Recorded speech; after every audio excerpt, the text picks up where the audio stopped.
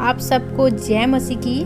मत्ती 15 अध्याय उसका 14 पद मैं आज आप लोगों के लिए लेकर आई हूँ। उनको जाने दो, वे अंधे मार्गदर्शक है, और अंधा यदि अंधे को मार्ग दिखाए तो दोनों ही गड्ढे में गिर पड़ेंगे। यीशु के दिनों में कई मामलों में फरीसियों की सोच गलत थी मेरे प्रियो।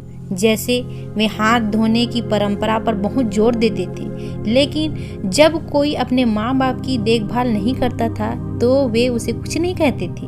इसीलिए यीशु ने उनकी गलत सोच को धिक्कारा मेरे प्रियो, कि कैसे फरीसी शास्त्रियों की गलत शिक्षा थी। हालांकि यीशु की बात सुनकर धर्म गुरुओं को बहुत गुस्सा आता था, लेकिन सच बोलने से यीशु पीछे नहीं हटे मेरे प्रियो। वैसे ही हमें भी जो सत्य है, सत्य का प्रचार हमें करना चाहिए। कभी भी सत्य को छिपाए नहीं रखना है, लोगों तक हमें उस सच को बताना है मेरे प्रियो। जैसे प्रभु यीशु ने सच बोलने से पीछे नहीं हटा, वैसे हमें भी पीछे नहीं हटना है।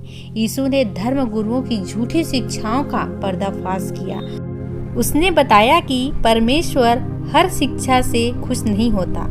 यह समझाने के लिए उसने 2 रास्तों के बारे में बताया जो बाइबल में मेंशन है। एक है चौड़ा रास्ता जो विनाश की तरफ ले जाता है मेरे प्रियो, और उस पर बहुत से लोग चलेंगे, जैसे मत्ती के अध्याय 13 और 14 में हम पढ़ सकते हैं, सकरा मार्ग और चौड़ा मार्ग। और दूसरा सकरा है जो जीवन की ओर ले जाता है, और उस पर थोड़े लोग चलेंगे।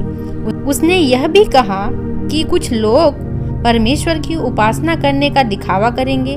उनके बारे में उनसे कहा, झूठे भविष्यवक्ताओं से सावधान रहो, जो भेड़ों के भेष में तुम्हारे पास आते हैं, लेकिन अंदर से भूखे भेड़िए हैं। उनके फलों से तुम उन्हें पहचान लोगे। अर्थात यह मेरे प्रियो कि हाथों में बाइबल तो है, परमेश्वर का वचन है, लेकिन वे आपको परमेश्वर की आज्ञाओं से भटका देंगे। परमेश्वर की सच्ची बातों को ना बताकर उसमें मिलावट करके आपको भगा देंगे। तो आपको स्वयं बाइबल पढ़ना है, परमेश्वर के वचन से आपको सीखना है मेरे प्रियो। आशा